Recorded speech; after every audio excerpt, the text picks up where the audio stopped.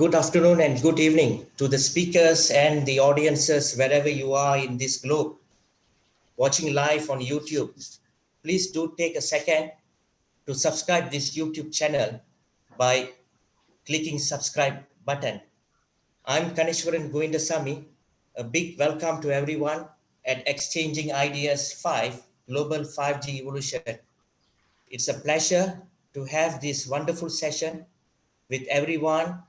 A warm welcome to great speakers around the globe.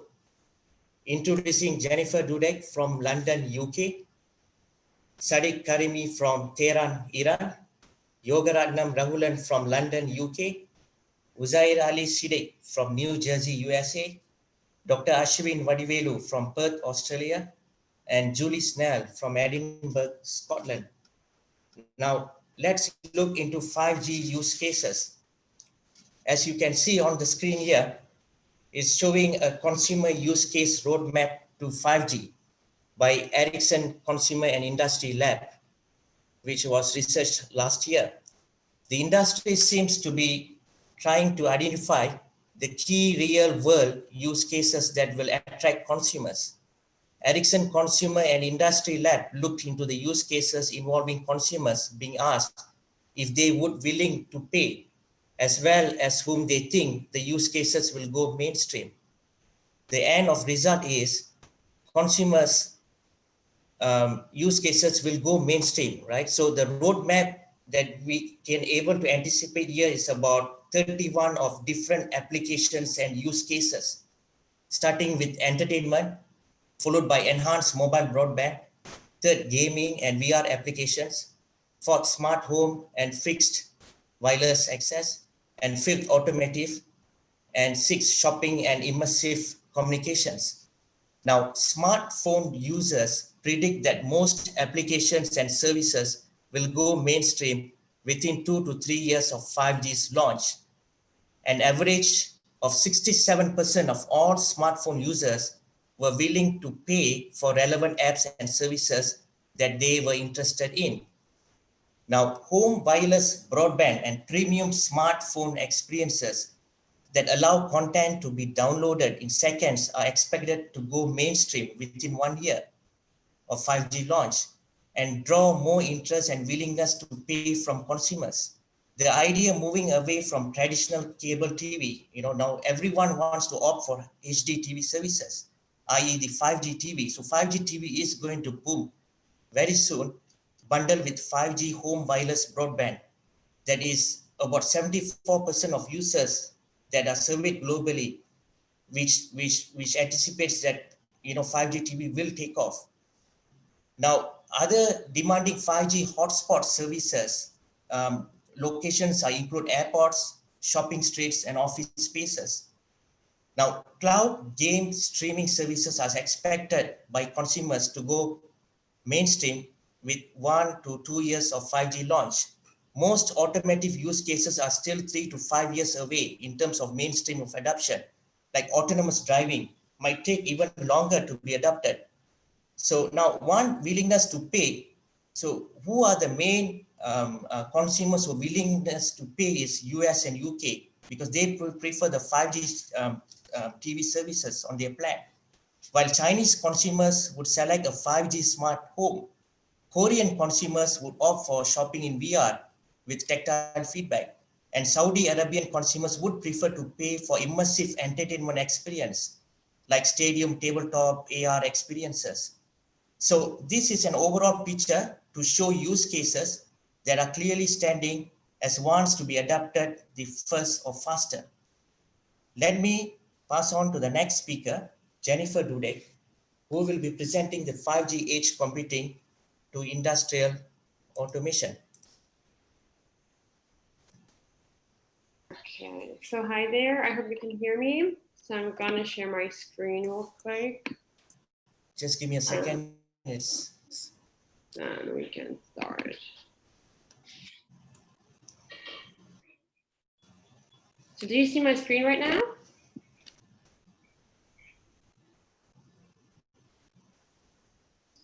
Okay, awesome. Let me start my slides here then. Yes, so I'm going to talk about 5G and edge computing and industrial automation. And I'm still a student in industrial engineering with management, and I came to 5G through my master thesis, which is about 5G in Asia Pacific and the impact on the industry and the future aspects, which is really cool because I think a lot of people don't think that 5G is having such a big impact in the industry and manufacturing, but mostly to the consumer market. So my agenda is like that. So first of all, I want to show the relationship between 5G, edge computing, and industrial automation, then the market valuation, which is really important in my opinion. Then why does 5G need edge computing? Then the next step is why does industrial automation need edge computing? And the last point I want to present is the value proposition for industrial automation. So the relationship is basically, we have enabled technology. This is first of all, 5G, which helps to decrease the latency, which helps for a bigger connection density. Another aspect is experience throughput, spectrum efficiency, traffic capacity, and network efficiency. So all these 6 KPIs basically are helping the edge computing to work faster and more efficient, because the edge computing is not exactly cloud. It's more about bringing computing as close to the source of the data as possible to minimize the amount of long distance communication. That means the client, let me say the client is in America, wants to have access to a server in China, and the edge computing is responsible for the fastest road between 2 of them. So, and then the beneficiary person or technology is here our industrial automation. And the industrial automation, the goal is to work full autonomous, and the goal is basically to go ahead the industry 4.0. That means that the industrial automation will work basically without any human interferences. Yes, and there we have, for example, computer, robots, and information technologies, which are processing all data which are going into the industrial automation computer. The next point, me, as let me say, my master business student, I think the market valuation is one of the most important points to show people off how big the market is actually. So we have, first of all, edge computing market. In 2018, the valuation was 1.5 billion US dollars, but we have a CAGR of 32.8%. So it's going to rise like huge to 2025 to a market valuation of 16.6 billion USD. So you can see there's like a really big capex in the future. That means companies are investing huge in that industry and in this technology. So I think a lot of companies still are kind of behind. And I think now it's finally time to invest in edge computing because this is the future. And another interesting point is industrial automation was already huge in 2018.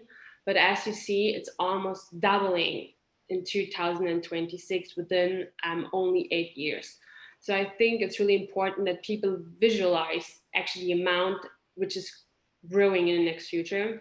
And since it's 5G, I think it's also good to know the CAGR and the growth of 5G compared of the last years. Because in 2017, the 5G market valuation was only 371.4 million. And just 8 years later, we talk about billions of dollars. Okay. The next point is, so why does 5G need edge computing? We want to meet the latency target that have been set on 1 millisecond network latency. And the reason is why we need that latency. We want improvement in the radio interface because the improvement in radio interface is not sufficient for this topic. We need to have 5G fully implemented in edge computing for long term. The process is really slow. We can see it in the industry right now, but it's important that we're going to take the steps to take 5G implemented fully in edge computing and in the industry. Another point is edge computing will see the 5G market even before the widespread coverage. That means even though the infrastructure is not fully implemented, it's possible that we have 5G and industrial automation already working. And another big point is enabling huge amount of data to be processed in real time. I think if we talk about data, it's all about processing data as soon as possible and every value chain process we have in the manufacturing sector. And this is something what we need because we save money, it's energy efficiently, and we build trust in front of the client and the customer. So another point is, why does industrial automation use edge computing? So edge computing will keep your data safe. That means we have, in edge computing, we have a lot of like third parties going on. For example, security companies. Let me just say, for example, Cloudflare or any other companies that are working on edge computing to make your data safe against any frauds. For example, like a DDoS attack, where we have like a data traffic and a lot of people from outside trying to make a traffic jam in the data. So this is a really important point. Then it's make your big data small. It means that only the most important data are gonna be, I mean, we collect all the big data, but only the most important data are gonna be transferred and are gonna be taken into cautious. And another big point is we will have ultra low latency, and the edge computing is going to be the integrator layer between your factory floor and your ARP system, which is the energy resource program system, where you have like a big layer. So the employee of the whole factory, let me say, which is having an overview about everything, controls the whole factory with his ERP system. So a value proposition for industrial automation. So why is it exactly good? Why do company needs to invest in edge computing and 5G? So first of all, the machine sense, detect, learn, think without having to be programmed, because the program is working by themselves. So the industrial automation is all about working without any human interferences. And then another point is the usage of 5G IoT sensors to monitor the machine tools in real time. That means that we say we have, again, someone from America wants to access the factory or the automation in China. And without real-time access is impossible. Best part, let me say, COVID-19. Let me say someone is producing some parts for an automobile company, but the employee can't travel to China right now. So he's based in America. So that's why he needs to have access to the industrial automation process in real time, which is offering 5G and edge computing. And the long-term goal is, of course, digital manufacturing, that the value chain is working without any human interferences, and that everything is working basically autonomous. Yeah, thanks. Thanks, Jennifer. Thank you so much. Excellent presentation. Appreciate it. So let's move on to the next speakers. Sadiq Karimi on the topic of cloud native 5G.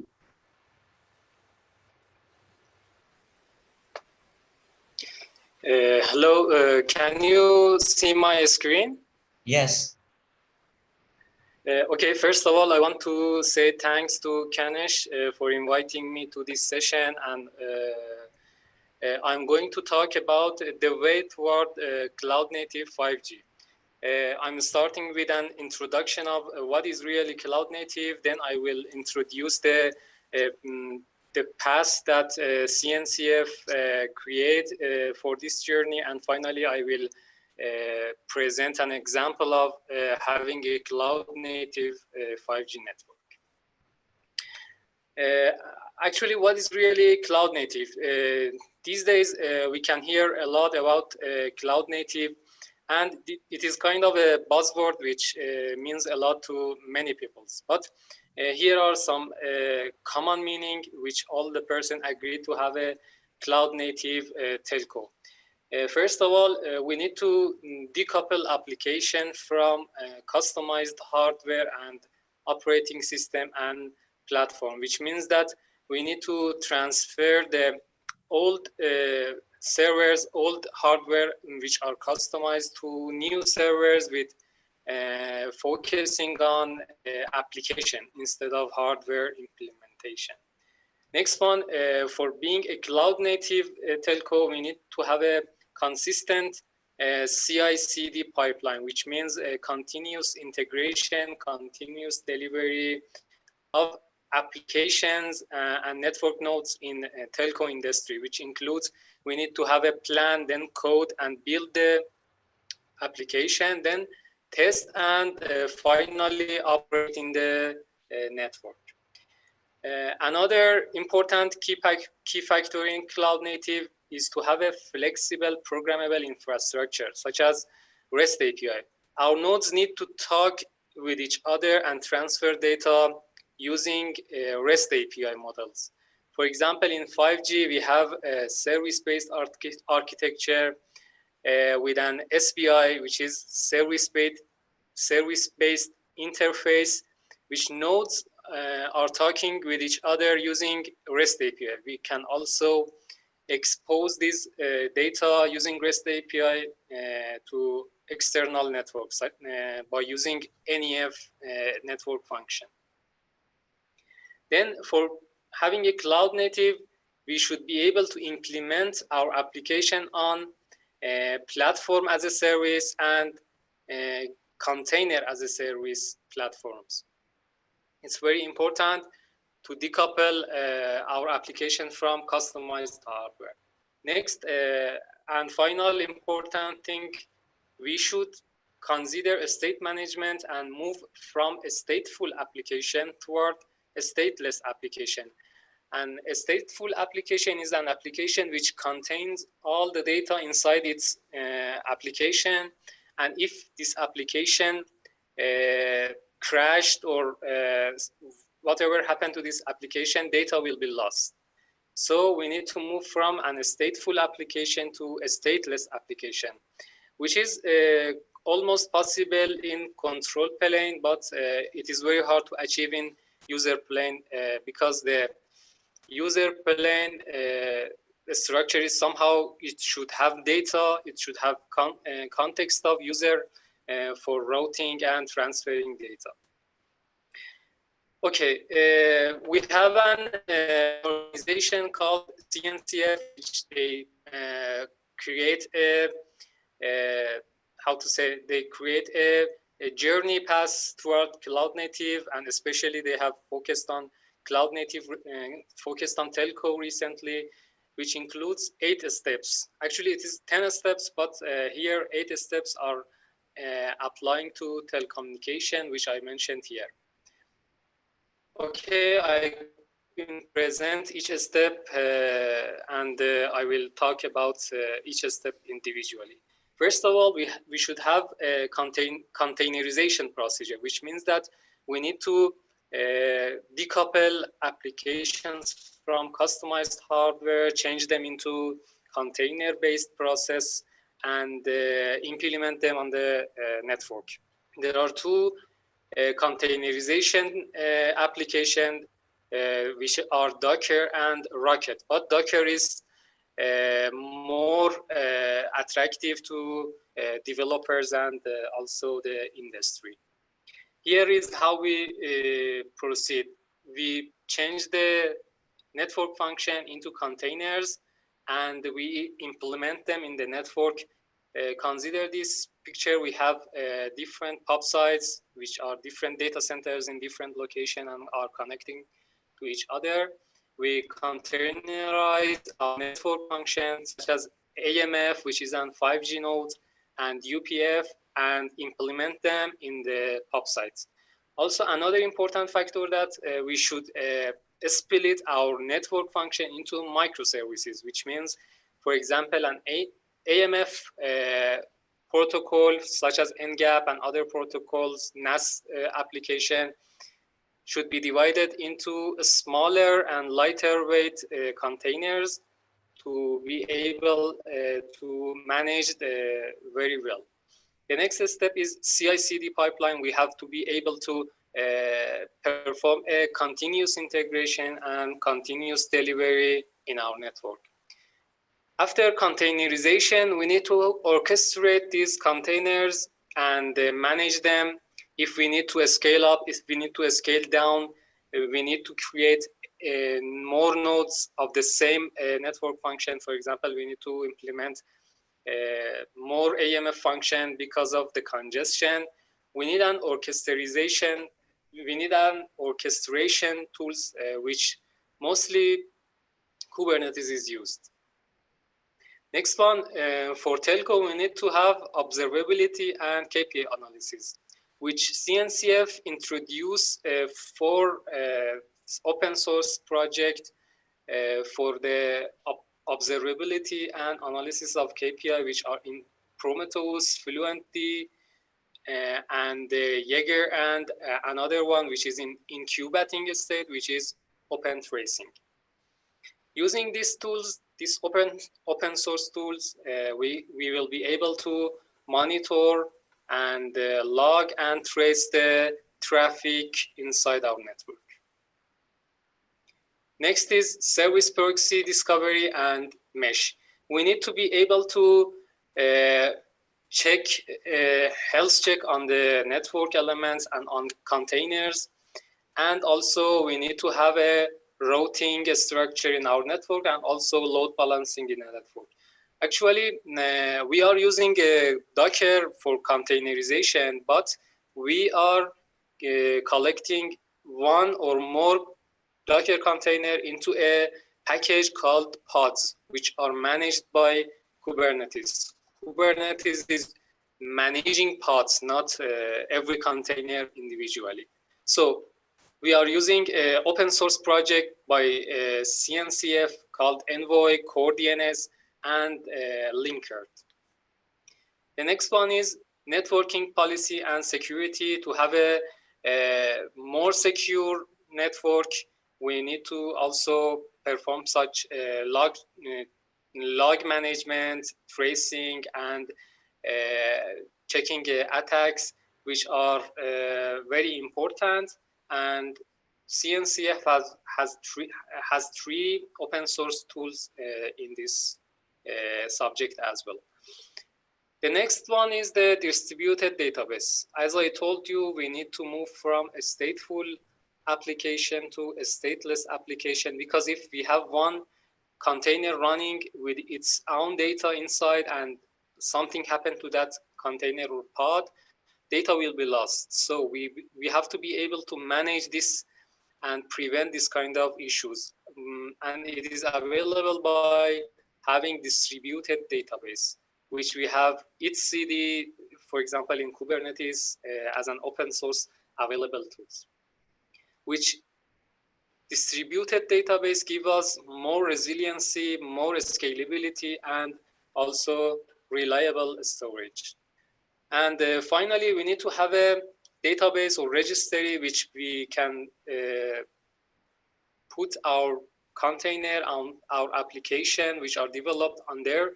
And when we need to fetch them and implement them on our network, which CNCF also has considered three tools for this matter. Now let's consider an amazing example of rolling update in a cloud native network. For example, suppose here that I have a already set up network with already working some nodes such as AMF and UPF, but an AMF software is released and I need to deploy it on our network.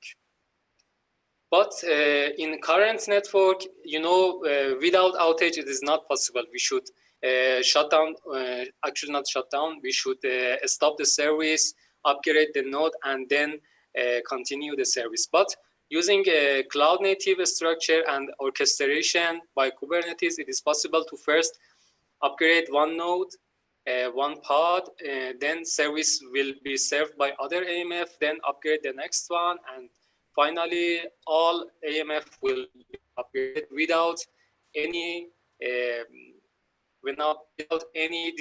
discontinuity in the network service. One important factor we should consider here is the implementation challenges, because almost 99% of networks in telco industry and operators have already deployed 2G, 3G, and 4G. So one challenge which we should consider in the moving toward the cloud native is the legacy functionality. We need to preserve the legacy functionality and move to cloud native.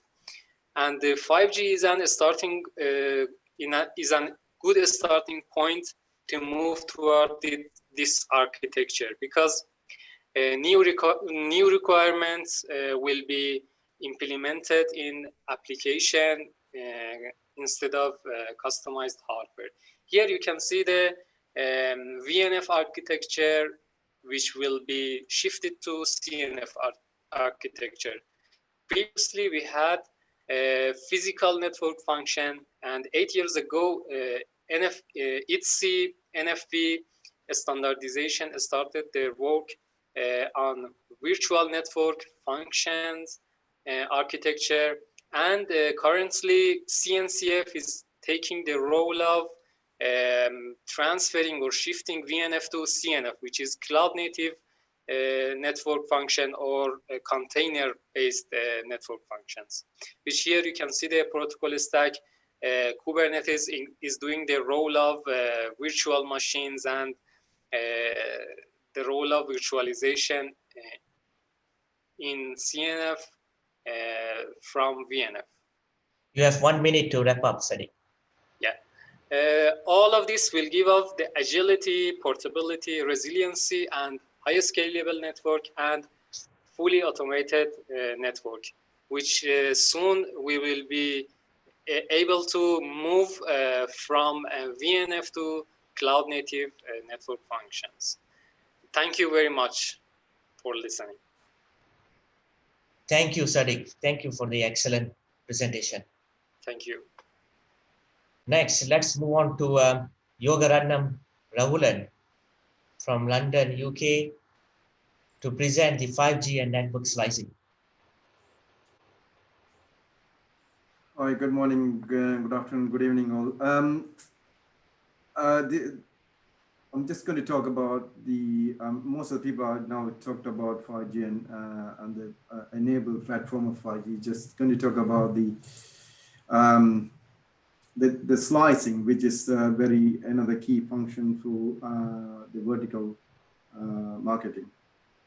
So on the traditional business market, what we have normally for each vertical product, they create their own communication system, hardware and software, and so on in a horizontal way to support the vertical. As you can see, the manufacturing, they will have the same hardware, horizontal services, software, hardware, and the communication system. But when you move into the network slicing on the 5G side, it's enabling the communication split into 4 sectors on a different vertical side. So as you can see, the manufacturing, health, education, finance, and utility, it will have, the manufacturing will have enhanced mobile broadband, which came out in a 4G network to support the mobile broadband, and in 5G it's enhanced to support more than a gigabit per second per cell support. So that's where we enhance the mobile broadband to support all the sectors, and also need to support the IoT devices, which is dominating the world in the future. So that will be taking most of the internet and the IP accesses.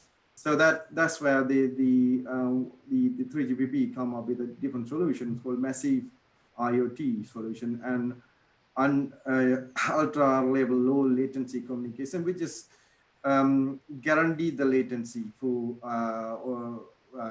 manufacturing, health, remote operation, remote surgery, and finance, post transaction, and also the utilities for gas and all the other measurement and stuff. Finally, they come up with a V2X. Initially, they start with a V2V, then they said, no, it's not satisfy their needs, so they need to go in a V2X, which is with vehicle to vehicle, vehicle to infrastructure. That needed in all 3 verticals. So the manufacturing, healthcare, as well as the utilities. So that's where the 3GPP enabling all these 4 slice type within their domain. So the 3GP proposed life cycle model of a network slicing, they need to initially design pre-provisioning and the network environment preparations. Once it's done, it will go to the network slice live instance where you will have instantiation, configuration, and activation. So that's where when you become a network slice become active. Once it's become active, they will have a runtime supervision and reporting tool, and also the algorithm of the automation. I mean, network automation, network load balancing, everything will be running in the background. It will the supervision reporting will feed into that, and it will actually do the modification whenever is needed. Then when you actually deactivate or decommissioning, and you can see is deactivate each of the services and terminate the network service. This is only possible in the 5G area, where in the normal traditional network, you won't be able to do within minutes or seconds.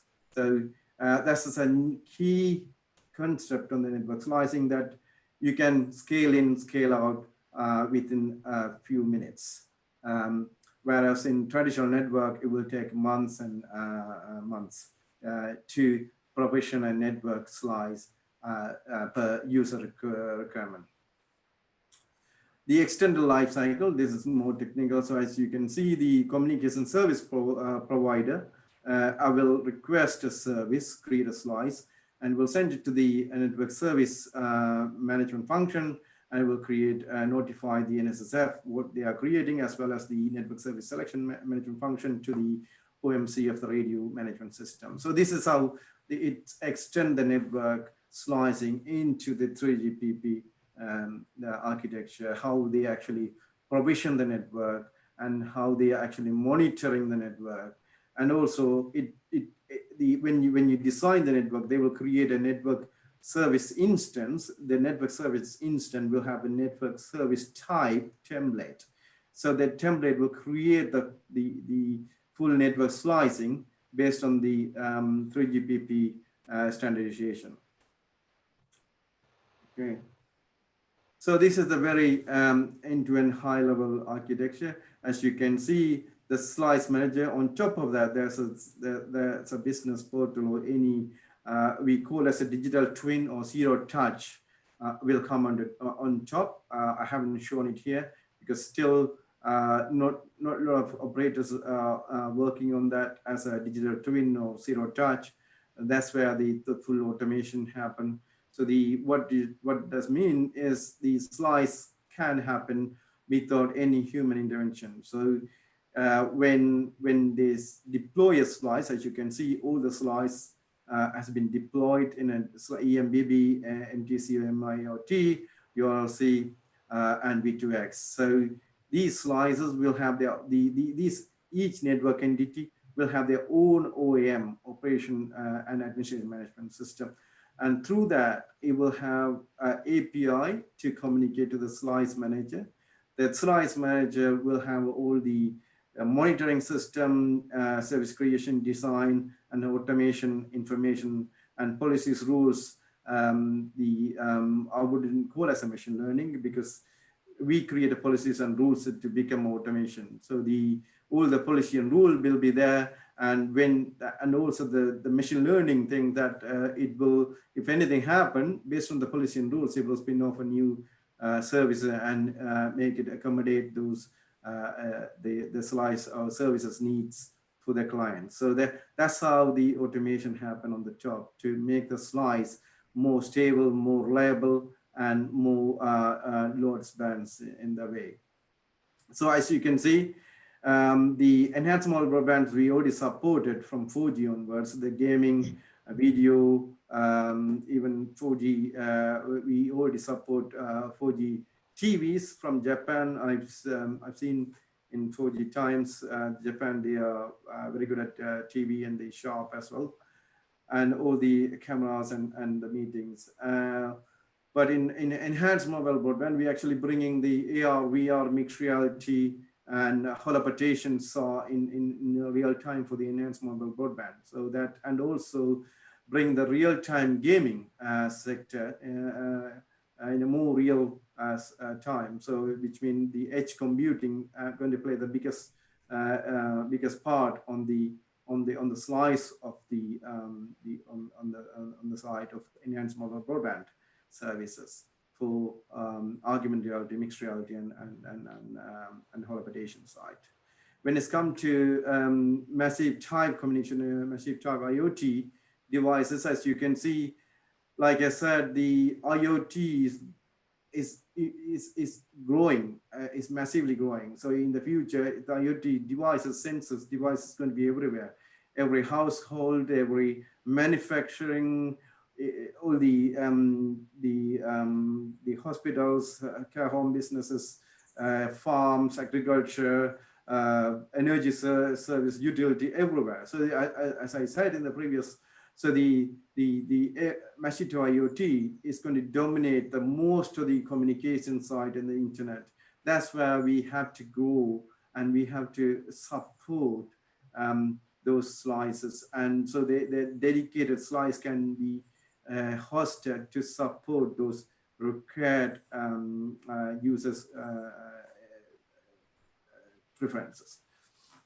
And the ultra level low latency communications mainly for, I would say, surgery, remote surgery, and robotic communication. That's very crucial. So to self-balanced roboting and self-automations, manufacturing stuff. So they need to have a guaranteed latency. Those need to be there, so that even the remote surgery, they can actually train to do the surgery remotely. So which means the 99.99% of the latency is being guaranteed. So that means so the remote surgery can happen without any interruption. So that's a main key for this ULC and for and the automation vehicles and robotic. Finally, the V2X. Most of the people are working on V2X at the moment. And that's where we are working with the autonomous vehicle, ships, vehicle to infrastructure, all the vehicle to vehicle, vehicle to infrastructure, and everything. We are working towards V2X that supports and stabilize and give you accurate location-based, context-aware location-based information to the control plane to be able to manage and maneuver each of these entities. That's one of the slides that we can dedicatedly work on. And that's by slicing this network, it will give you the dedicated channel to each of the verticals. When you slice the radio channel and also the code channel, you also need to slice the transport layer. So the transport layer currently is very limited to if you have a fixed network, you need to be sliced. If the fixed network to be sliced and it's limited to 4,000 VLAN slices. When you come to SDN network, the new advanced SDN network, which is P4, that will give you the more sliceable, dynamic sliceable configurable network during the runtime. So it will enable the autonomous management of slicing, and it will enable the slice configuration of based on the resource allocation, based on the availability of the channels. So these are the very important piece. Another additional piece, the SDN piece into the 5G area that enable the transport layer channel as more reliable, more manageable. Finally, as you can see, the core is a more softwareized now, so there's no dependency on the hardware. When you move into cloud native functions, as you can see that depend on the cloud. Your cloud native function, you need to be aware of the system or the application vertical which is going to run on there based on the host operating system need to be there. So the slice manager will make a decision based on where these slices can be deployed, whether they can deploy decentralized as I shown here, the 5G co-AM, the centralized version, they can deploy it at the edge with the radio slices. So the UPF, it depends what their use case needs. So they can deploy at the edge or in the centralized point based on the needs. So as you can see, I put the last piece, PCF, USF, UDM, NRF, all these slices at the centralized point. It doesn't need to be sliced at the edge. The rest of the part can be sliced at the edge or at the centralized point. So the rest of them can be at centralized point.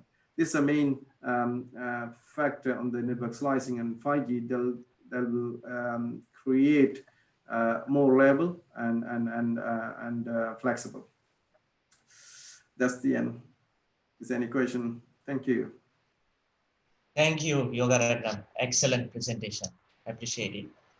So now let's move on to the next speaker, Uzair Ali Siddiq from New Jersey, USA, to present on 5G deployment and performance. Hello, everyone. Thanks, Kaneshwaran, to inviting me for this forum. And I hope everyone is enjoying this 5G boost everywhere in the world. So I will talk about 5G RF performance deployment and what's going on in the industry. Like US is the major big tech industry in the world, and everyone is following what US is actually doing here. So a little bit of background. I am actually RF engineer. RF engineer is a radio frequency engineer, which actually works on the optimization of the signals which you normally gets. So I am currently working as a consultant in Amdocs, which is a telecom consultant company, and I am providing consultancy service to various operators in USA. So talking about 5G. So 5G, the main point is we have to give signals to users so they can get benefit from that 5G. If you are not able to give signal to user, it is useless. So the starting point is 5G is deployed globally in different areas of the world, but it's very initial part of the deployment, and we have to go a long way to provide any services to any industry. There are like 4 operators in USA: AT&T, T-Mobile, Dish, and Verizon. So all of them except Dish have launched 5G services, and but they are still in the progress of deployment. So starting from AT&T, AT&T has a combination of low band and low band and high band. Low band is like it is very useful in the coverage in the areas where we have low coverage, but high band, which is normally a millimeter wave, or we call it ultra high band, its path loss is very high. So somehow when we say that an operator has a millimeter wave or it has a very ultra high band and it will give us a very good speed, we in a layman terms we will say that we can get a very good speed, but the question is, do we get a very good speed? Are we able to do any industry specific, any operative which is related to that speed? The the problem which engineers are getting in deployment is that we do have a lot of things theoretically, but practically millimeter wave or high band usage, it's in the initial part of this deployment, it's kind of still useless, and we are not able to obtain good results because the problem is millimeter wave or high band, their path loss is very high. What is the path loss? When actually signal is traveling to this point and it's stuck with something and it destroys. So the millimeter wave, we have very high path loss, but we have if this is a user or mobile phone and this is a millimeter wave signal, it will get very good speed. But if there is something in between this, it will not get a good speed. So the path loss is very high and it will barely cover 200 to 300 meters of the area. So if anything comes around this, the signals will vanish. So what AT&T and T-Mobile is doing actually here in US, they are deploying low band, which is normally 600 band, and that is very good in coverage. And actually, I have personally working with T-Mobile, and they have deployed 600 nationwide, and at least users can get 5G coverage in their mobile phone, and they have very good penetration. But the problem is the spectrum. The spectrum is not that much big.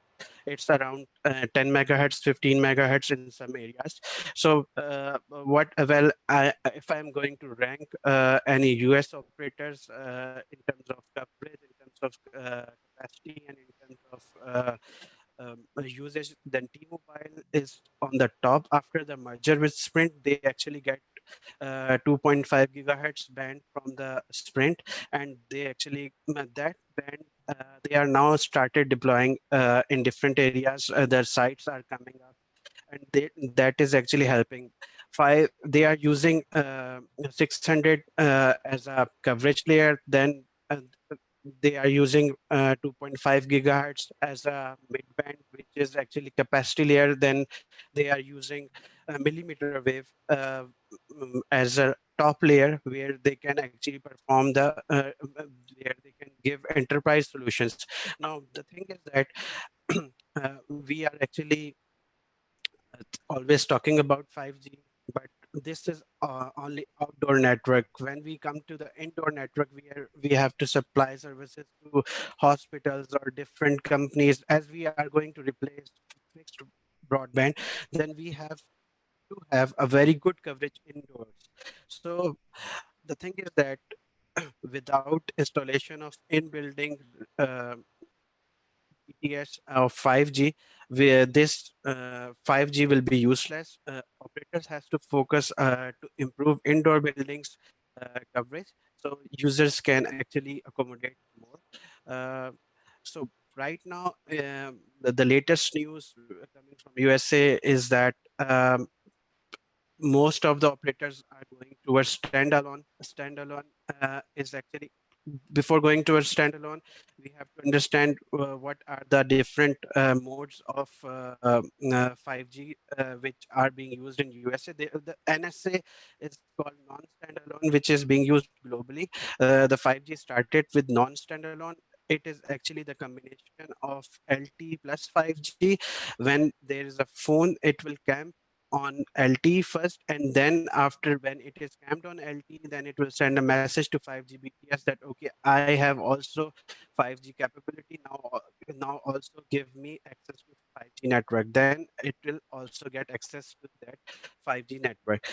So right now, T-Mobile has already launched standalone, and other operators are also going towards this mode. Standalone will help them to get more 5G users without depending on the LT coverage, and the coverage has been enhanced. Like you can get nationwide coverage for T-Mobile because of this standalone thing. Nowadays, this deployment is very easy.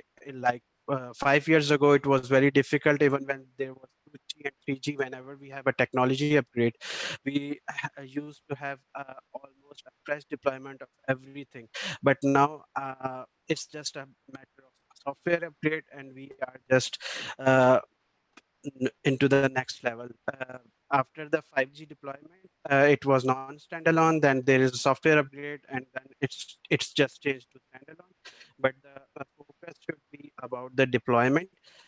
If I talk about the percentage of the deployment, like I have done my analysis, and I found out that right now we have 30% or 20% sites as compared to LT sites. We have a very good LT coverage globally, wherever LT is giving services by the operators. But 5G, we are still very, very far behind. And as per GSMA resources, it will take around 5 to 7 years to cross uh, 5G users as compared to LT users. The major problem is handsets. Handsets are not easy to switch. These operators have to give some incentive to users so that they can switch. their handset, and these handsets are not like they are too much expensive. Not everybody can afford, so it will take some time to actually transfer traffic from LTE to 5G, because you have to transfer traffic from LTE to 5G because you have to vacate your band of LTE which is being used right now by the LTE services, so that can be used by the 5G in future. So that is all about the 5G performance and deployment. And the good news is we are going in the right direction, and it will be a new level of global level of technology, and we can access, or everyone globally can access this technology, and we will make our life easier by having 5G. Thank you. Thank you, Uzair Ali, Siddiq. Thank you so much for giving a clear overview of what's happening in US. That was a good input. So let's move on to Dr. Ashwin Vadivelu from Perth, Australia, to present on 5G applications in biotechnology.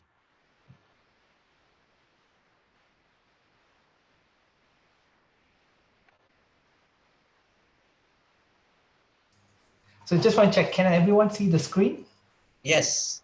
Okay, sure thing. Just one. Okay, hi there everyone. I hope all of you are well during this unprecedented and tough times. So just a brief introduction about myself. My name is Ashwin. I'm originally from Malaysia, and I'm currently employed as a research scientist at Murdoch University in Perth, Western Australia. So I would be the first to admit that my background is not on 5G technology.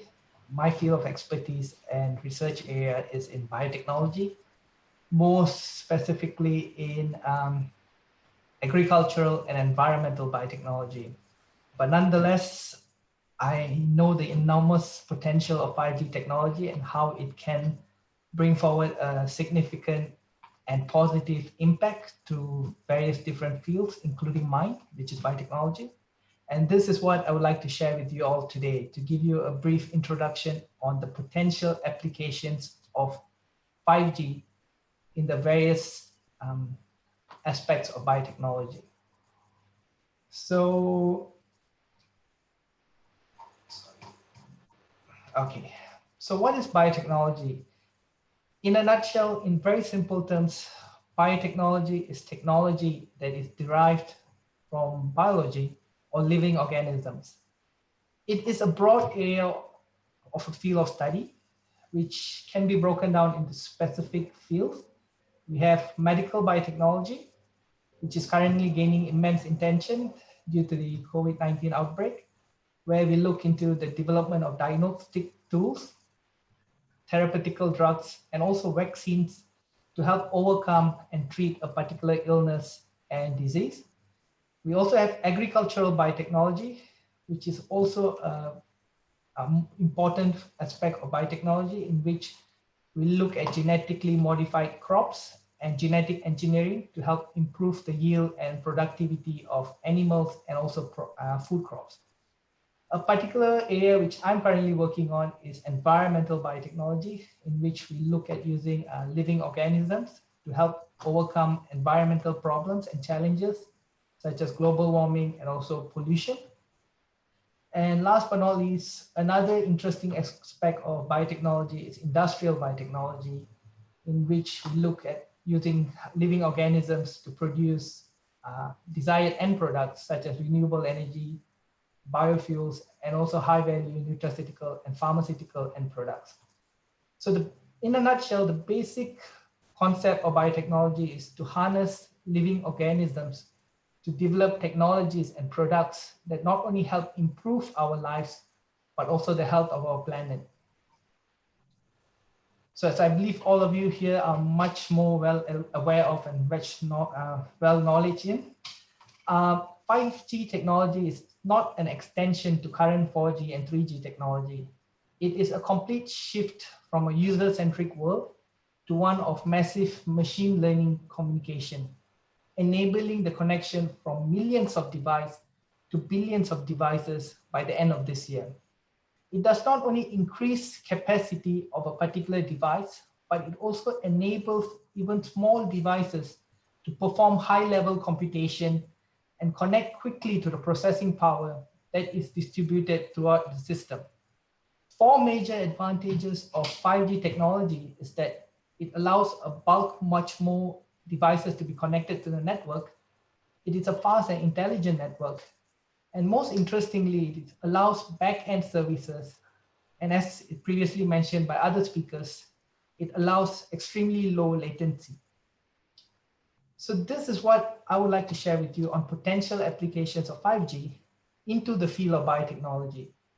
So one of the main goals of biotechnology is in the agricultural field, in which we aim to increase the food production of the world while decreasing costs and environmental problems related to the production of food. The UN Food and Agriculture Organization predicts that by the year 2050, we will need to improve or increase food production in this planet by up to 70% from current production efficiency. And this is currently achievable through biotechnological methods, such as developing crops that are able to resist insecticides and pesticides, or by genetically engineering food crops and animals that are able to produce higher yield and productivity. Nevertheless, there's always room for improvement. And here is where I believe 5G can be of great value and importance. In the field of animal biotechnology, 5G connected or powered biosensors can be used to significantly improve the welfare and also the productivity of farm animals. Through the use of 5G powered or connected biosensors, farmers and scientists can be able to track a connected animal and receive daily updates on the behavior and the health of the animals. This particular system has been validated and verified by a recent research in the UK, where 5G powered or connected collars were connected to around 200 cows. And these collars provided valuable details or information on the health, movement, eating habits of the cow, while it also allowed for the autonomous milking of the cow, reducing manpower and also improving the efficiency of the overall process. Another field that could potentially gain tremendously from the application of 5G is the field of agricultural and also food biotechnology. As I previously mentioned earlier, the growing human population requires more food to be produced in the near future. And to meet this demand for food, farmers will need to come up with new technologies that produce more food at the same time require less land and resources. Through current biotechnological advancements, we are able to increase the productivity of food crops and animals, while at the same time conserving the environment. But nonetheless, as I previously mentioned, there's always room for improvement.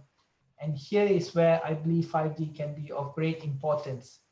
The use of 5G connected sensors into drones for aerial imaging would allow for live camera application that can be used to detect invasive weeds or disease to your crops, while smaller machines at a crop level, again connected to 5G network, would be able to collect samples to assess the quality and also the nutritional status of the crops and animals that are being produced.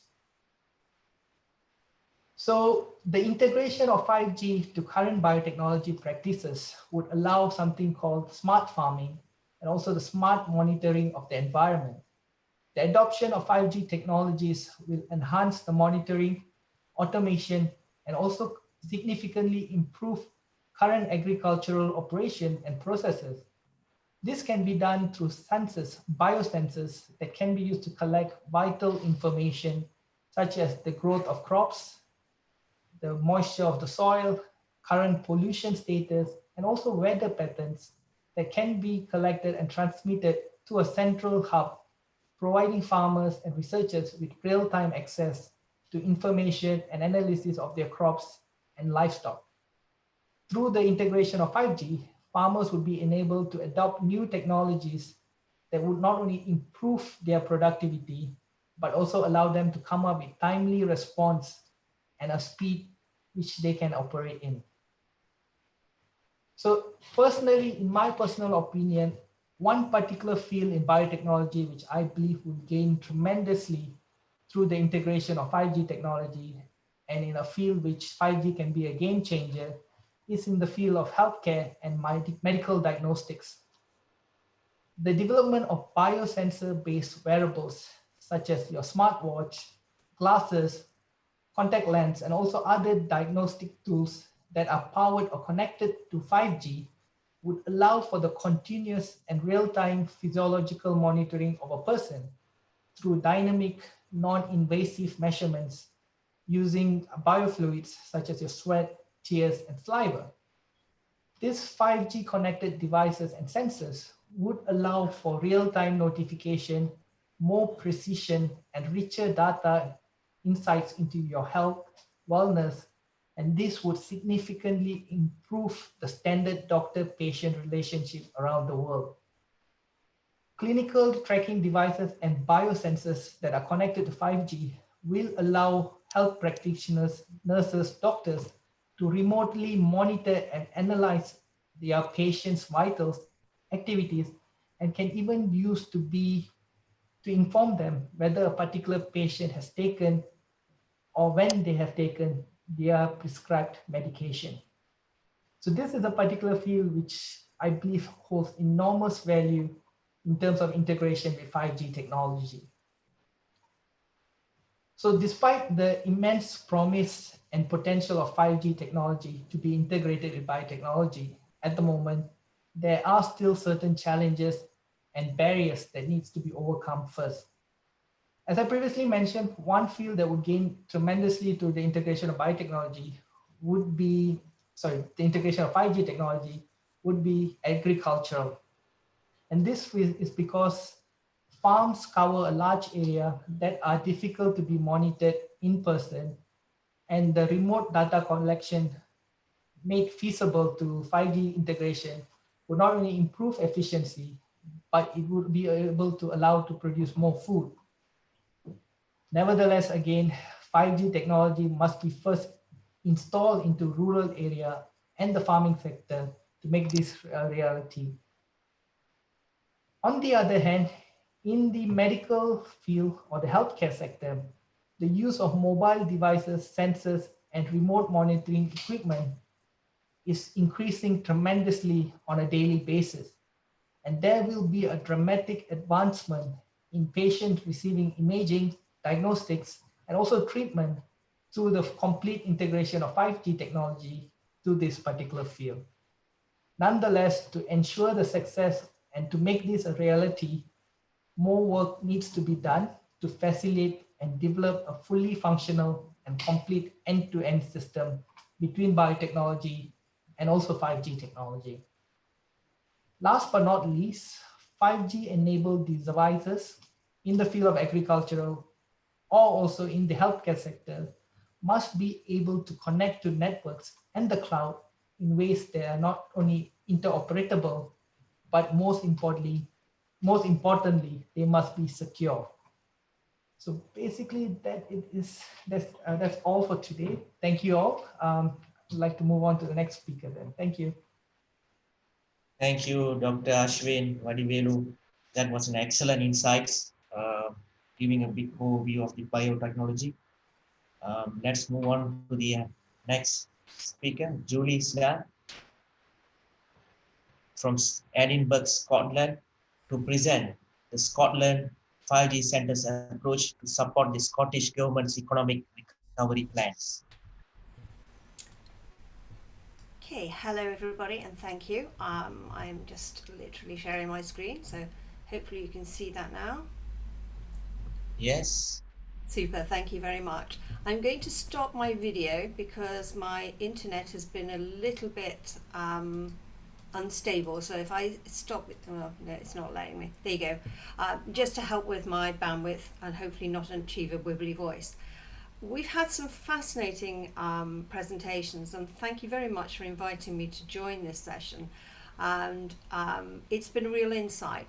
So what I'm doing is slightly different to the sort of technology elements and that have been covered in the presentations. The Scottish 5G Centre, apologies, let's just take that back, my apologies. Wonky, no, it's not going to allow me. Okay, well, I'll jump into this. In the meantime, what I will do is just tell you about the Scotland 5G Centre. It has been established by the Scottish Government, and its partners are made up of Strathclyde University and the Glasgow University and the Scottish Futures Trust, and we're predominantly funded by the Scottish Government, because they have decided it's incredibly important to integrate the whole 5G and digital connectivity into the current plan. So effectively what has happened is we have all seen this huge COVID situation that has presented Scotland, the UK and the world with twin issues, one around the health and the other around the economic crisis that it's created. It's also had a disproportionate impact on the vulnerable in our society, and we're very, very conscious of that. As part of the recovery plan, the Scottish Government have put a proposal forward with 4 key strands to it. I'm only going to focus on the second one, which is accelerating major investment in low carbon and digital infrastructure. Now, we have clearly seen a global shift in the need for good high bandwidth connectivity, and I believe it's accelerated the global telecom market for anything up to 5, maybe 4 years, because the focus has become a reality. And if this monumental scale and the nature of this economic shock is not a catalyst to accelerate change and to find new, bold, radical innovations that will transform, in this case, Scotland's economy, then we don't believe anything ever will. So what you're looking at is the outcome of a report that the Scottish Futures Trust commissioned Deloitte to complete for Scotland last year. And what it is showing that with good 5G connectivity in a transformative state, so very much almost as if they had a mirror onto the future world here at the moment. So if we had this high bandwidth connectivity, which was flexible, reliable, could be tailored to enable many of the cases we've just heard about. It could also be key that it reduces the digital divide. So a vast majority of the businesses are able to then leverage this technology. Now, to achieve a sort of £17 billion growth by 2035 is significant. But what we've been interested in recently, Vodafone have recently stated that the cumulative benefits in Scotland of 5G on 2 shorter timescales. So by 2030, they believe it's 9.3 million, and by 2025, it's 2.9 billion. Now that's a significant recovery rate, and that's why the Scottish Government believe that rolling out 5G and enabling it is key. So those numbers are impressive, but how the heck are we going to get to them? So to do that, we needed a joined up plan and an engine that would actually allow us to do that. So here we go with the vision that was laid out, the national platform accelerating the adoption of 5G to realise its economic and social benefits in Scotland. So about us a little bit more. We are here as a national centre that will accelerate the deployment of 5G in Scotland. We will work with enterprises to innovate and accelerate that adoption. We've heard some great cases just now from Australia, particularly around the rural piece. That's extremely relevant in Scotland. We have a huge amount of farming, fisheries type business. So those sort of innovations, we need to bring them to a reality so that they can support it.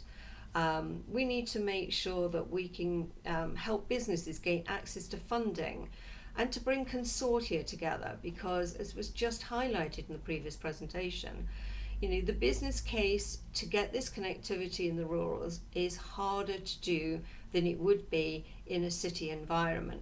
So we need to look at ways that help us join up those farming business cases, the medical support that's needed in those rural, the fishery business that's in that rural business, the rail, the road. We need to find ways of helping them all come together as consortia, so that each of those layers helps to justify the business case to roll out 5G in those regions. No one business element on its own is going to be enough to create it outside of a city environment. So we're here to make sure that entrepreneurs and networks of small businesses, corporates and governing bodies are brought together in key partnerships.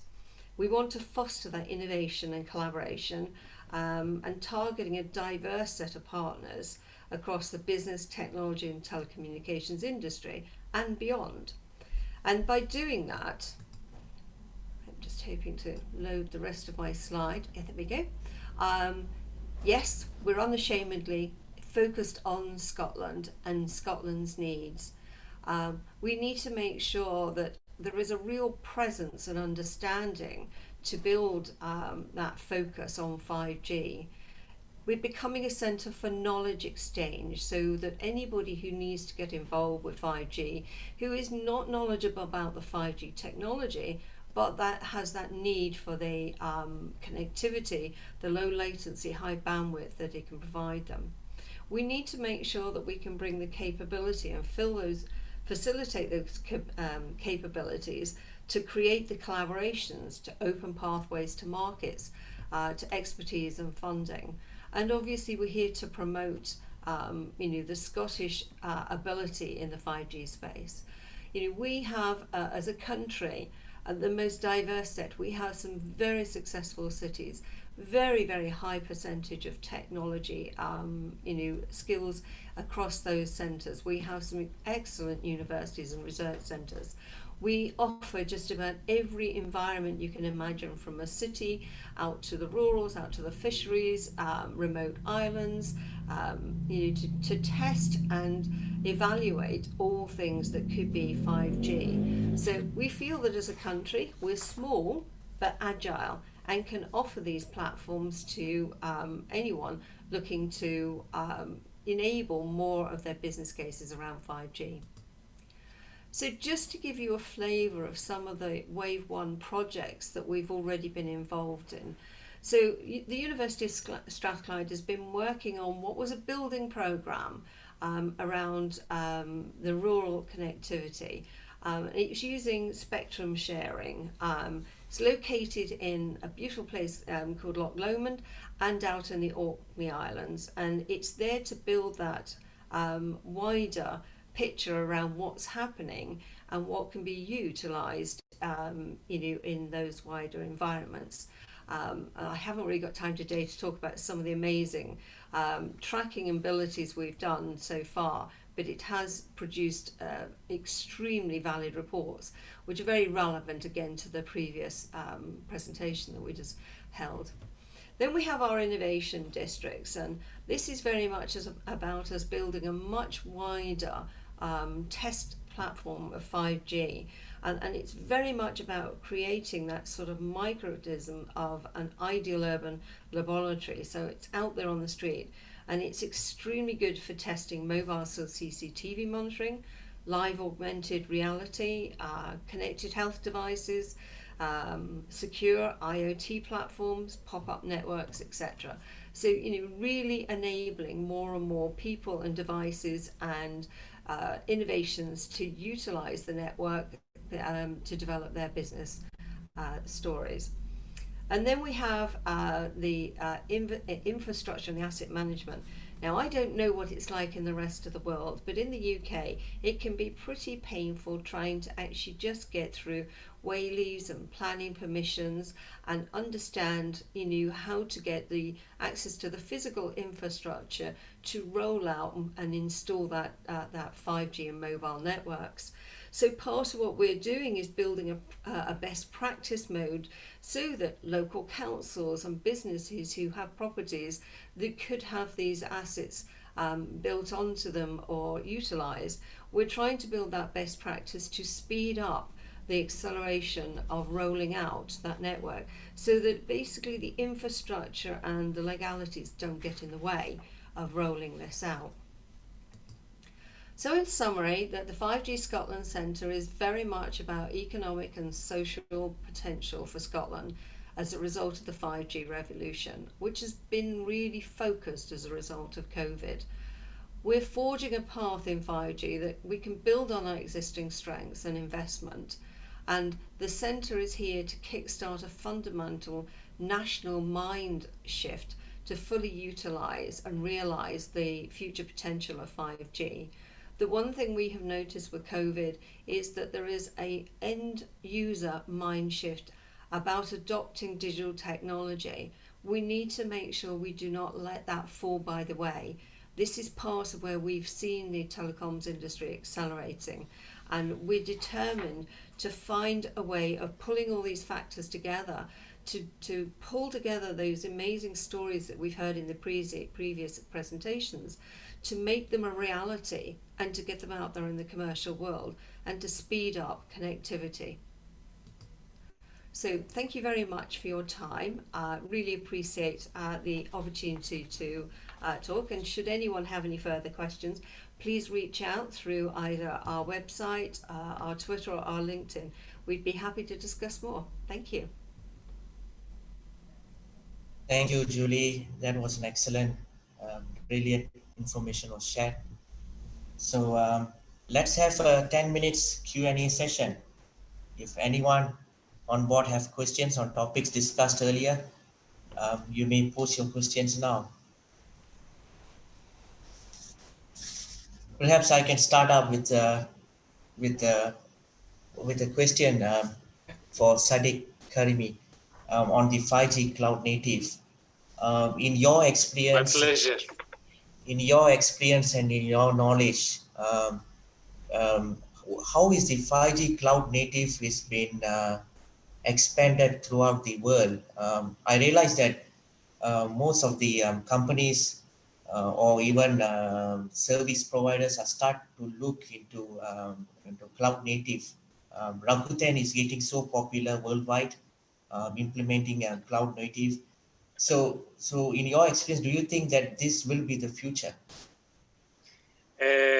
Thank you for your question. A very good question. Actually, there are some operators which already have established 2G, 3G, and 4G network. They have already hardware and structure and physical materials.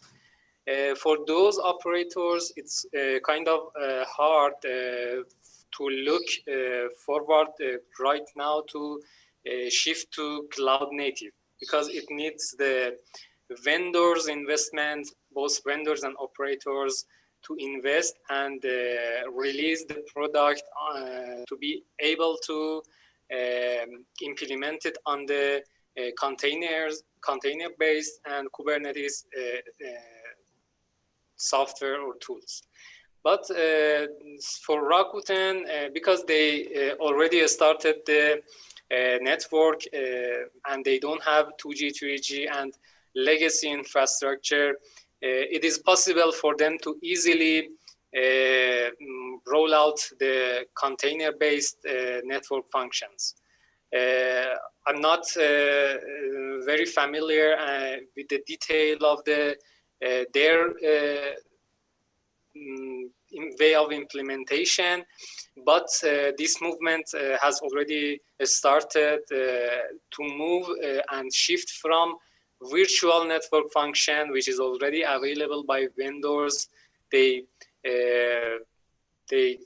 stopped the physical network functions and shifted to virtual network functions using virtual machines. And right now they need to shift from virtual network functions to cloud native network functions. And for most operators, they need to collaborate with vendors which are providing the applications for AMF and UPF. And we have to wait. I think in the next years, in the next few years, we will see this more and more operators and vendors will join this movement, and we will have a fully cloud native telco in near future. Thank you, Sadiq. I mean, for the start, if one operator just started to come up with the solution, it is easier to implement the cloud native. But for the network with legacy infrastructure such as 2G, 3G, it's kind of hard to achieve. So it'll take some time. Yeah. Yeah. We have cloud native. They have a group named the Telecom User Group. They already started to work on the standardization.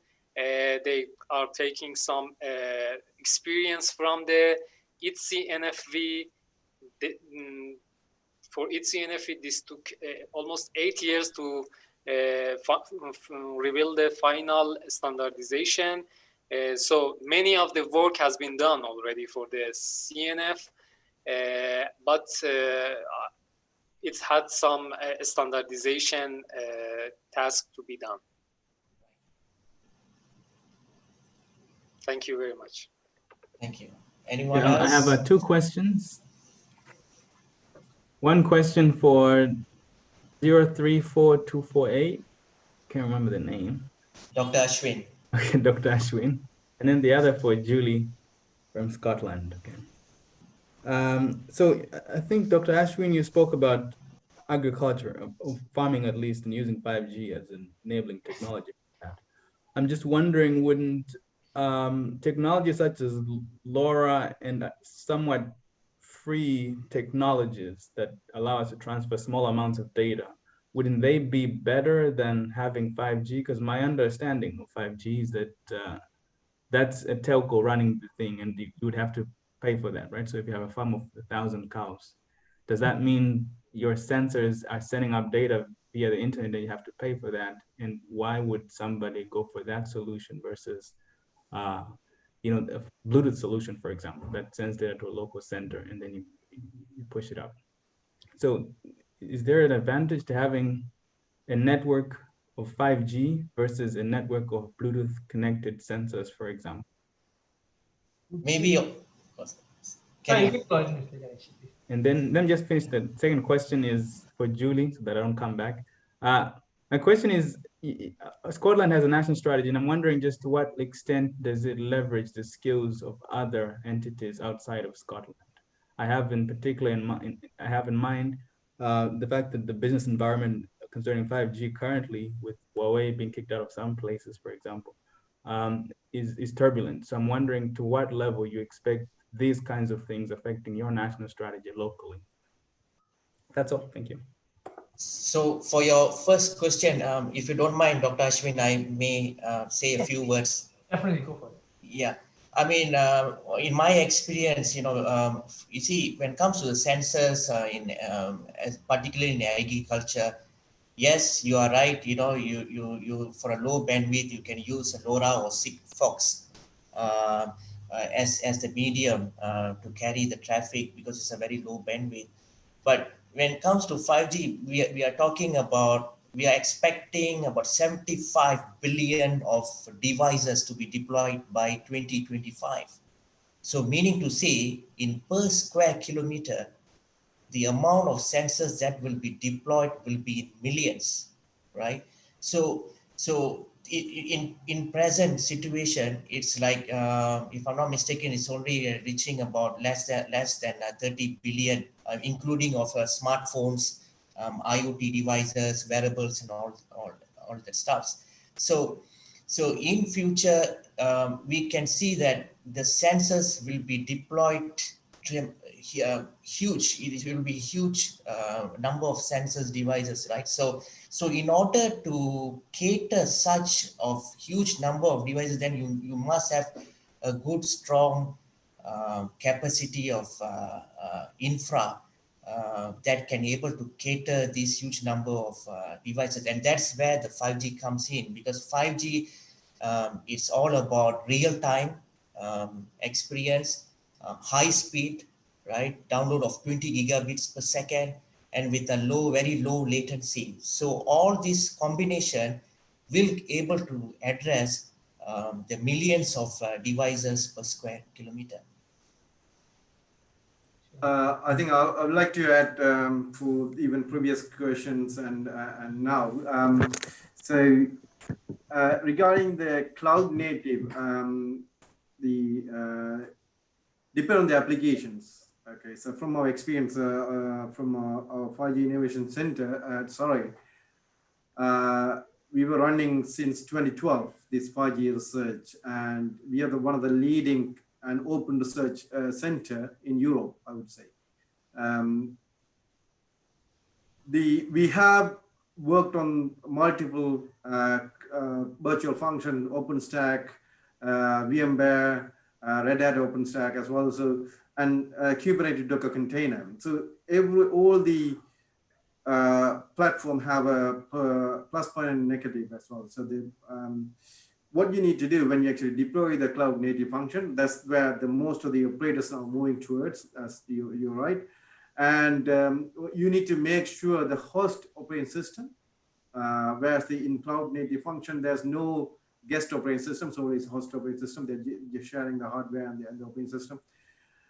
What they will do actually, they will actually choose what are the applications they're going to run. Then they need to actually put the hardware and the operating system there in pre-consistent.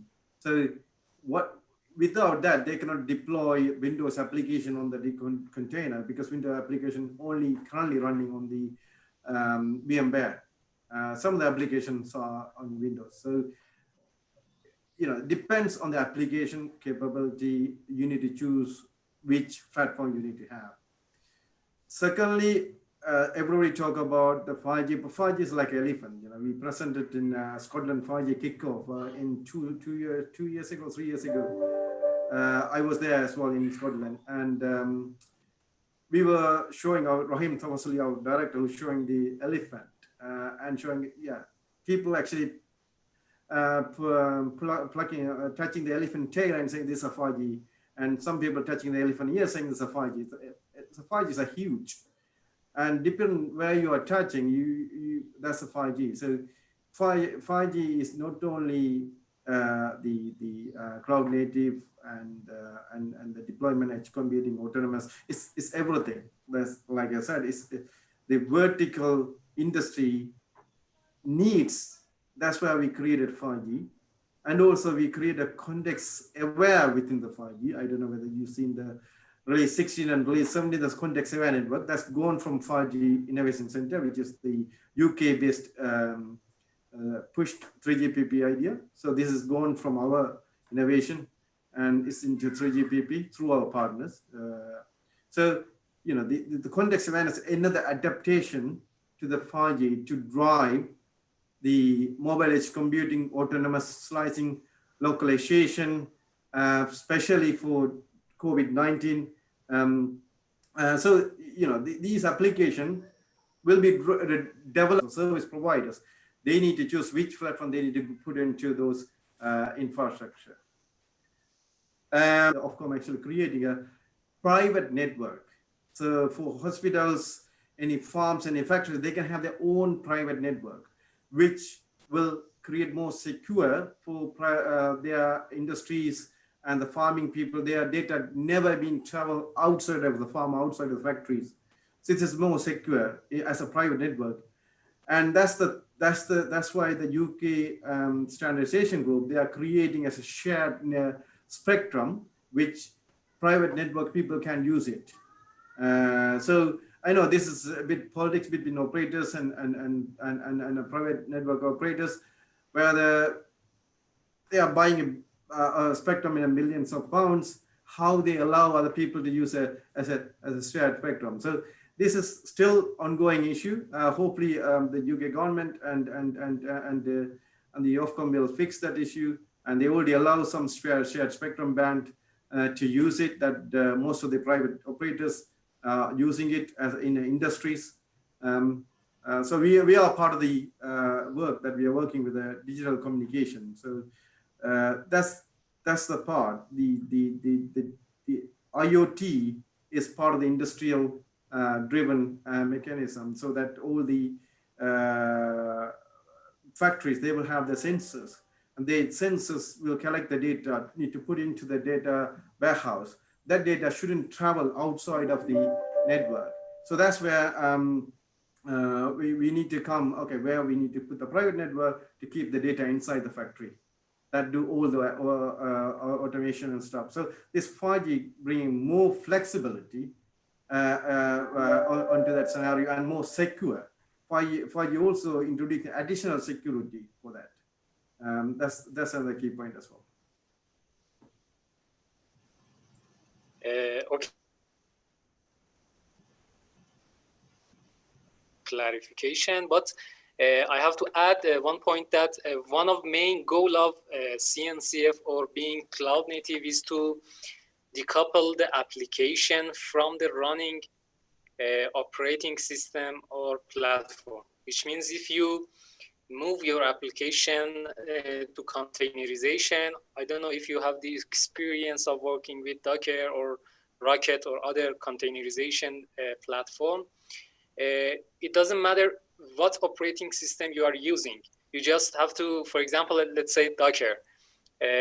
You just develop on whatever you want, on Windows, on Mac OS, on Linux, on whatever you want, and just deploy your program and then shift it or ship it to a production server, whatever OS is there, just you need to install the Docker Kubernetes and then run there. It doesn't matter on which platform you are going to finally run your application.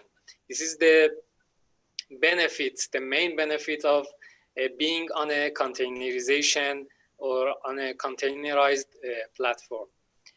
Just to complete your comments, if we cloud native in the telco will be fully implemented, it will be a containerized platform and it will decouple the application from the underlying hardware. Yes, that's right. So like I said, we already have a 4G CUPS core running on cloud native, and we already have 5G core, which is in-house built UK made 5G core running on the Kubernetes cloud native function. But we try to win the Windows, so the people, we couldn't force the people to implement the floodground dependencies, like people who actually implement the Windows application, we couldn't actually run it because they need to do more development work in order to run on the Kubernetes Docker container. So rather than putting on there, they just buy the VMware to run their system because it takes ages to develop again. Like I said, in the future, yes, people understand, okay, this is Kubernetes Docker container, they need to develop based on that towards the Kubernetes Docker container rather than actually using the operating system to run on that. Yes, this is the future, but the current situation is they need to choose which one they need to go. We cannot force the people as application developers to develop on that. Yeah, but the container inherit to be decoupled from the OS. I don't know if I'm getting your point right. The Docker engine actually, what it does actually, it will come on top of the operating system. It will actually create the hardware and the host OS as their shared one, and the Docker engine running on top of this, where the pods and application running. So depending on the host OS, if they're developing application for Windows, they cannot run on the Ubuntu or Linux OS host PC. So that's what there's no guest operating system in container base. You can run if you use OpenStack or the VMware-based Docker container. Yes, VMware is expensive, and Amazon also expensive. I wouldn't go for both of them. So I would rather use a Kubernetes Docker container. Okay, thank you for your comments. Shall I just come in and ask the question that was asked? Although Dr. Ashwin, I realise you haven't had a chance to respond. Do you want to respond first? Yeah, sure thing. So I believe, Chris, you asked the question on why we're using 5G for the farm animals. Am I right? Yeah, I mean, you don't have to answer it if No, I think you got because I think I much did get more quite a bit complete answer from Ganesh than myself. It's not my field of expertise, like I said earlier. But I actually did some reading yesterday on why this particular research was done using 5G connected callers instead of local networks, like you were saying earlier, Bluetooth powered ones.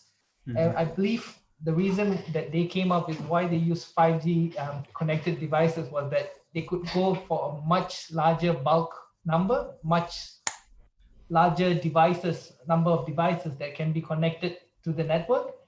And this particular research was done by a company called Cisco, and they suggested that with this 5G enabled callers, they could connect to all the cows, and they could monitor and track the movement and the physical status of all the animals in the farm with a much higher and much rapid response to it. So yeah. Right. Okay. Fine. Thank you. Okay. Okay, Christopher, just to pick up on your point, and I'm just going to very quickly comment in a non-technical way about why would they use 5G rather than the LoRaWAN. We're seeing a bit of a trend happening in Scotland at the moment because what the Scottish and English regulators have done is allowing some spectrum to be used, and we're seeing a great deal of interest in private 5G networks, particularly in rural manufacturing fishery area. So of course the costs are slightly more controlled, and back to the point previously, there are more devices being built. So we're seeing that trend. But when you start to build that private potential 5G network as an early adopter in a community, you're also looking at probably supporting the healthcare needs, the fisheries, the farming, So when you layer those things together, particularly if they are going to put in their own private 5G network, you're starting to see, something that gives them a very different option. So it's slightly more of a community build than it is a 5G, because we think that, before we get to a full commercial rollout of 5G, we're going to need to prove that, it can stand on its own in some of these rural areas. And I think a lot of these are an act of faith, along with all the technology benefits that have just been laid out. So, that's kind of the trend we're seeing in Scotland. Now, to answer your point about outside influences, from the Scottish point of view, we are literally engaging internationally, nationally, with everybody who's, working in this space. And you're right, things like the Huawei situation and the UK government deciding they're no longer part of our network does have an influence, but in many ways it clears the air now. We know where we are, and what we're seeing is kind of Open RAN starting to kind of lead. And I think from our perspective, we would like to see more independent opportunities arising, not necessarily relying on just our four mobile networks, which is kind of what we're here at the moment.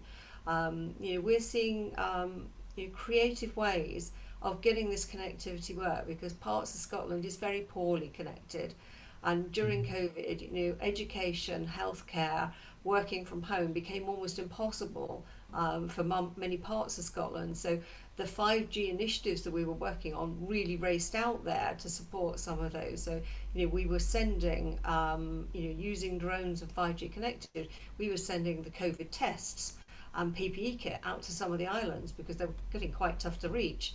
We were using connectivity to do remote cameras being swallowed to do endoscopies and so on, and that real-time data being transmitted straight to the hospital, so that person didn't have to travel a huge distance to get the result. It was actually managed by the district nurse rather than needing the specialist on site. So we're seeing these things happen, but we really want to work with everybody on a global level. We're inviting anybody who wants to, develop or understand or become part of the physical, technical structure or the commercial structure to come and work it out with us. Yes, obviously we want to make sure that people in Scotland are benefiting, but we believe that if we can prove the case in Scotland, you can pretty well prove it for anywhere in the world, because we've got everything from remote to cities and anything in between. So I hope that answers your question, Chris. Yeah, that's fine. Thank you. I think, thank you, Julie. I can add Julie's point as well. So the Scotland, especially in Orkney, there's a very rural area that even we work with in the Scotland as well. What we are looking at there is to accommodate the satellite integration into 5G, so that the rural community can have a benefit on that. Mm-hmm. So the part of the one of the European project that we worked on is called a SAT5G project. That's where we pushed most of the satellite ideas into 3GPP standard. That means this is the first time in the world that the satellite community and industry community work together to make the 5G standard to accommodate satellite seamless integration into terrestrial network. So that will enable, for especially in rural community in Scotland, Orkney, those areas, to have a broadband connectivity. The people can have at least video communication or video streaming. So this is one of the ideas. The second idea we worked on there as the multicast and broadcasting with the BBC and Scotland. So these are that's a very low end radio, which is 700 megahertz radio. It's not fully Ofcom standardized yet. We did the trials in Scotland, Orkney, to broadcast. At least people can actually see the videos from 700 meg. So it's very low data throughput. So there's a lot of opportunity, and also 5G bringing not only the radios, like Julie said, as O-RAN is evolving. There's lots of other small players are coming on board to create their own access network. Why I would say access network, we always see not only the terrestrial radio, we can see the Wi-Fi hotspots, even the wired connectivity. The 5G says if you have a wired connectivity to any industries, so that doesn't need to have a radios. So the core can authenticate through the wire, enable the connectivity go. So this is 5G is completely different area. So they are bringing everything together to give you the full secure communication network, especially in the private sector as well. Thank you. I have a question, sorry, for Julie and Yuvaranam. Regarding the satellite, did you have any trial or test bed for this satellite communication right now, or not yet? Yes, there is. We have, in fact, the University of Strathclyde is one of the UK's satellite centres of excellence, and one of the programmes that's running up in the north by the Isles is a healthcare initiative which has now ended up employing 8 people and is becoming a proper business, and it is supporting healthcare needs in the remote environment with a combination of the satellite and the 5G, as we've already heard. So yes, there's a big focus going on at the moment as to how much more we can push in that space. The UK has what is called a satellite catapult, which is a government body that's helping to support us. And we're in talks with them as to how we can get more trials in that space, because it's a really obvious one for a remote environment, the satellite connection, and that connectivity to 5G is so important. And I can add them on there. So like I said, this European SAT 5G project, we have demonstrated the 3 use cases at University of Surrey with Avanti satellite operator in UK.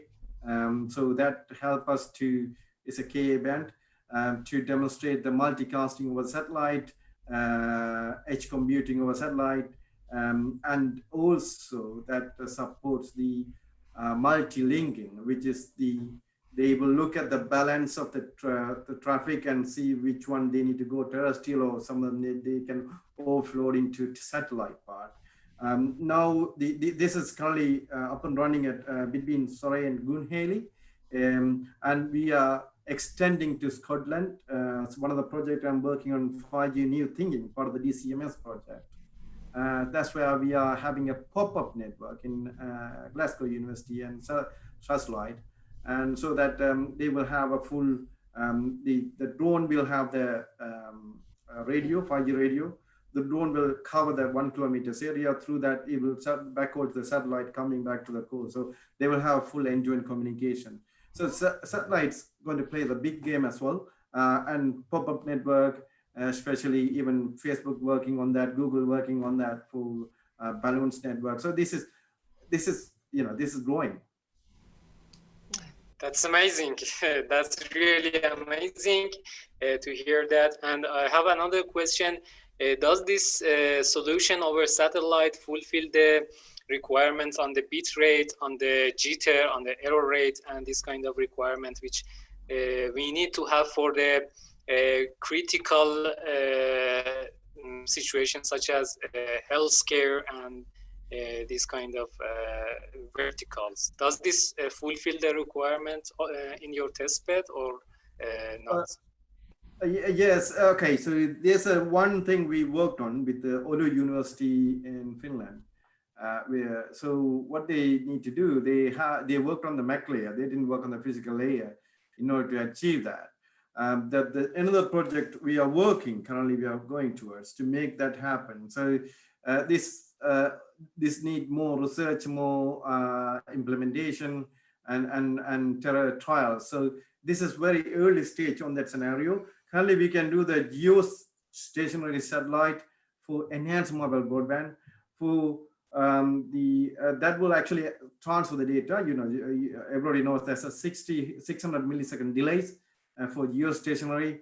We also done the LEO satellite with the Vodafone and Telesat, Canadian-based, so that we also demonstrate the video streaming over satellite with the LEO satellite.